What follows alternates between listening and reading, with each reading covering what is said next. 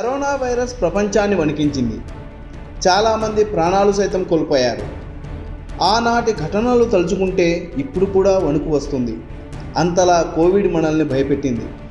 కోవిడ్కు సంబంధించి ఇప్పుడు సంచలన విషయాలు వెలుగులోకి వచ్చాయి. ఏంటని అనుకుంటున్నారా? అయితే మీరు ఈ విషయాన్ని ఖచ్చితంగా తెలుసుకోవాల్సిందే.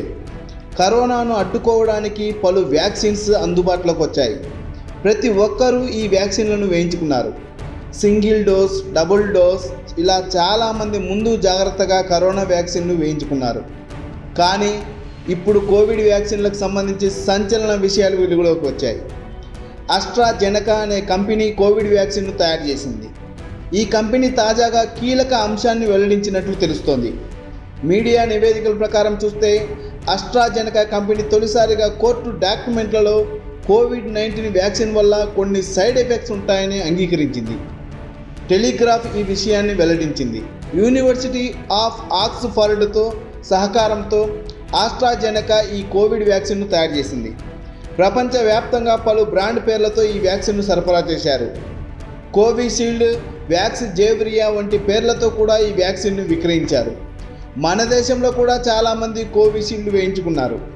ఫార్మాస్యూటికల్ దిగ్గజమైన ఆస్ట్రాజెనెకా కంపెనీ ఇప్పుడు గడ్డు పరిస్థితులు ఎదుర్కొంటోంది.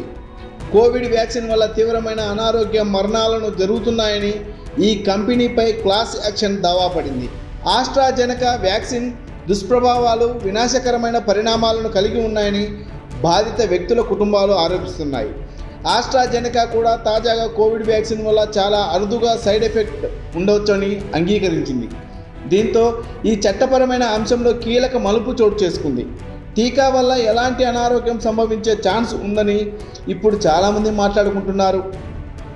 ఏప్రిల్ 2021లో ఆస్ట్రాజెనెకా వ్యాక్సిన్ను స్వీకరించిన తర్వాత శాశ్వత మెదడు గాయంతో బాధపడుతున్న జామీ స్కాట్ కోర్టులో దావా వేశారు.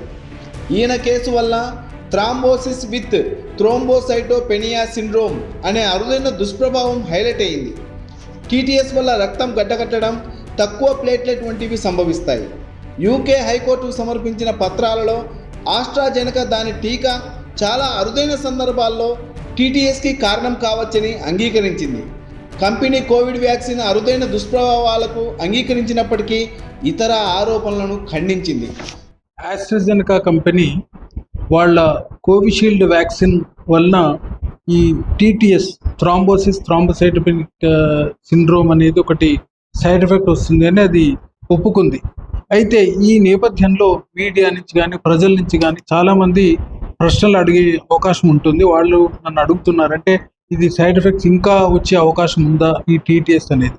అయితే మీడియా ముఖంగా నేను చెప్పదలుచుకున్నది ఏంటంటే, ఈ వ్యాక్సిన్ వల్ల సైడ్ ఎఫెక్ట్స్ అనేటివి ఆ వ్యాక్సిన్ టైప్ నుంచి, అది ఎంఆర్ఎన్ఏ వ్యాక్సినా, వెక్టర్ మీడియేటెడ్ వ్యాక్సినా, ఇన్యాక్టివేటెడ్ వ్యాక్సినా అనేది ఉంటుంది. ఈ టీటీఎస్ అనేది ఎంఆర్ఎన్ఏ వ్యాక్సిన్స్, ముఖ్యంగా ఈ ఫైజర్ కానీ ఆస్ట్రాజెనెకా వ్యాక్సిన్స్లో రిపోర్ట్స్ వచ్చాయి. ఒకటి, దీని మీడియన్ టైమ్ ఆఫ్ రిపోర్ట్, అంటే ఈ సైడ్ ఎఫెక్ట్ రావడానికి అవకాశము 5 నుంచి 48 వ్యాక్సిన్ తీసుకున్న 48 రోజుల వరకే ఇది రిపోర్ట్స్ ఉన్నాయి. కాబట్టి ఇంత లాంగ్ టర్మ్ దాని ఎఫెక్ట్స్ ఉండే అవకాశం లేదు. కాబట్టి ప్రజలు ఆ అపోహ నుంచి భయం పెట్టుకోవద్దు. భద్రతా కారణాల దృష్ట్యా యూకేలో ఆస్ట్రాజెనెకా ఆక్స్ఫర్డ్ వ్యాక్సిన్ ఇకపై వినియోగంలో ఉండదు. కోవిడ్ వ్యాక్సిన్ వల్ల మహమ్మారిని ఎదుర్కోవడంలో ప్రభావం ప్రదర్శించినప్పటికీ అరుదైన దుష్ప్రభావాల ఆవిర్భావం వల్ల చట్టపరమైన చర్యలను ప్రేరేపించింది. ఈ పరిణామాల నేపథ్యంలో ఇండియాలో కోవిషీల్డ్ వ్యాక్సిన్ వేసుకున్న వారిలో భయాందోళనలు నెలకొన్నాయి.